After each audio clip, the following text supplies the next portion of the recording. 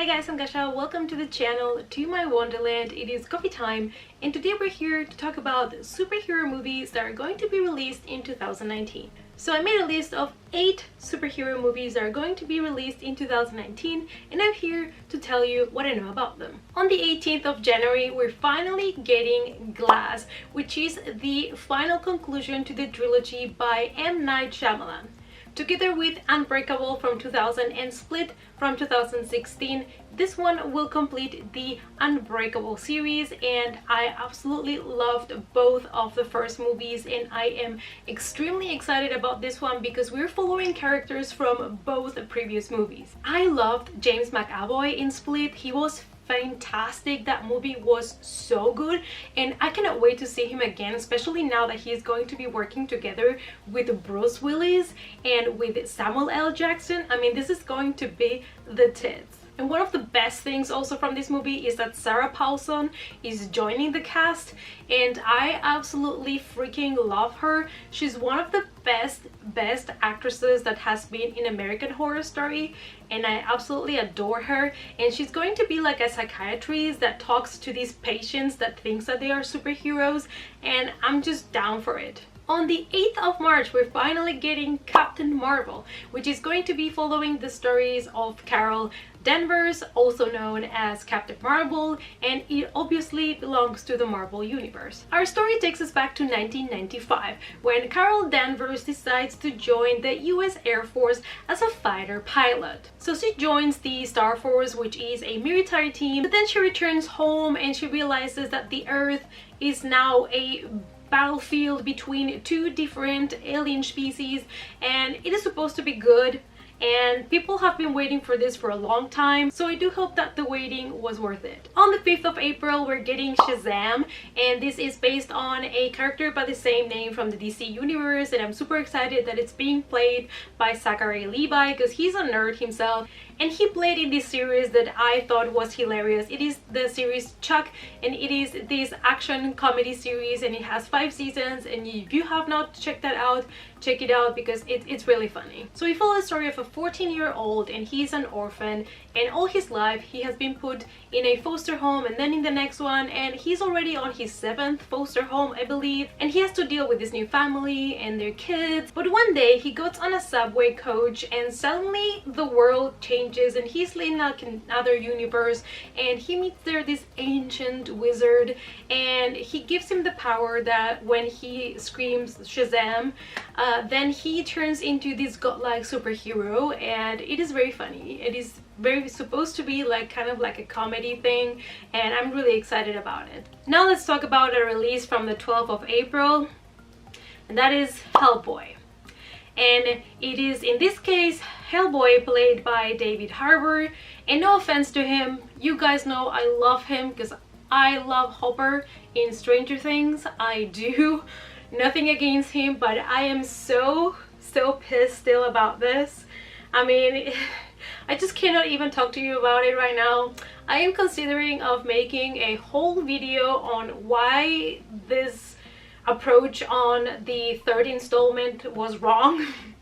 So if you want to see a video of me ranting, crying, screaming, let me know down below. So basically what happened is, after the 2nd movie, which sort of ended up in a cliffhanger in a way because we realized that Liz Sherman is pregnant with Hellboy's babies, and now we're never gonna see that. Thanks so much, people. So basically what happened is that when they decided to do the 3rd installment, they didn't want to hire Guillermo del Toro. Like, bruh, what do you mean you don't want to hire Guillermo? And because Guillermo was not hired, Ron Perlman didn't want to do the movie, which I totally understand because you have full trust in a director and you've been successful with those 2 movies, and now they don't want to use the same director to conclude the trilogy. Like, it doesn't even make sense. So they had to look for another actor, and they promised us an R-rated reboot, and by the trailer I don't know what they consider to be R-rated, but I'm still not buying it. If you don't know the character of Hellboy, I forgot to mention, but he is a character from a Dark Horses comics created by Mike Mignola, and I absolutely love the comics. I absolutely loved the Guillermo del Toro movies, and now I don't know what to think about this anymore. Basically, this new reboot is going to be based plot-wise in the fact that Hellboy needs to fight the Blood Queen, which is one of the characters that we get to know through the comics. The Blood Queen is going to be played by Mila Jovovich, which I do like. So, you know, it's kind of like, I do like both main actors in the movie, but I watched the trailer and I'm still so bitter and so disappointed. I don't know, it's like, it's not Ron, okay? Let's move to the next movie before this turns out in a 20-minute rant on why I'm not happy with the new Hellboy reboot, which was not necessary. Just throwing that out there. On the 26th of April, we're finally getting Avengers Endgame. I know everybody has been dying for that trailer to drop, and when it dropped, we all got even more confused about it. And we all want to know what happened to all of our beloved characters, because the end of Infinity Wars left everybody a little bit holding their hearts because a heart attack was happening, and we all left very shocked to the cinema. Even though the trailer didn't give too much away, we were left with this question: is Captain America going to sacrifice himself for a greater good? And what is gonna happen to Tony Stark, because he's pretty effed up, because he's left alone in space? Is he gonna be rescued? What is it gonna happen to him? In this movie, we're going to see all the characters that were left alive after Infinity War, and they also have been rumors that Pepper is going to come back into this movie and she's gonna have an armor of her own, so I'm really excited to see that. I think everybody and their neighbor are gonna be dying to go to watch this, and I also want to go as soon as it is on the cinemas because I don't want anybody spoiling this for me, and we all know as soon as this hits the cinemas, all the memes are gonna go everywhere. On the 5th of July, Tom Holland is coming back as Peter Parker / Spider-Man in the new movie called Spider-Man Far From Home. So this movie is been said that it's going to be after Endgame.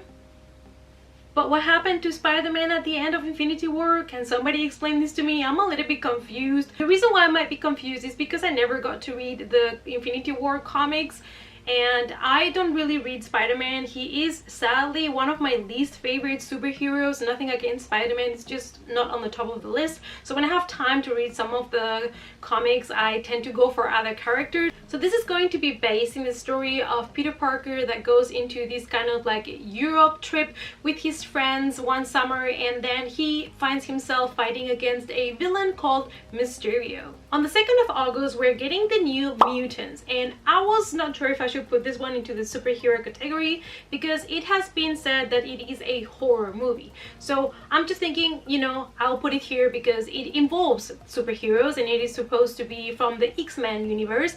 However, it is being blurbed to be horror, so I'm expecting it to be really dark, which is something that I am super excited about. In this movie, we are following the new mutants, and they are all being held in a facility in captivity, and they are trying to escape. On the 4th of October, we're getting some of the most mysterious ones, and that is the Joker.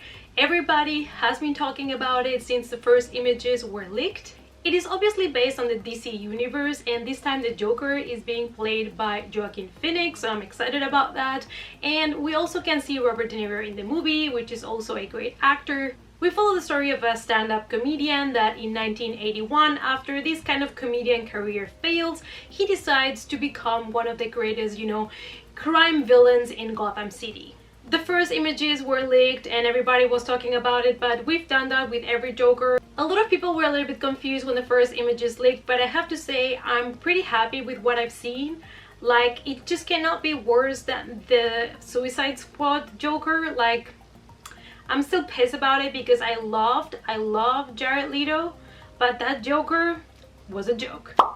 I'm so funny, man. I'm so funny. I crack myself up all the time. Anyways, you guys, those were 8 superhero movies that are coming out in 2019. I hope that you enjoyed this video. Let me know down below what you thought about them. What are your thoughts on these movies? Thanks so much for watching. Give the video a thumbs up. Subscribe to the channel. All my social media is listed down below for you guys. And I hope to see you all in the next coffee time. Bye!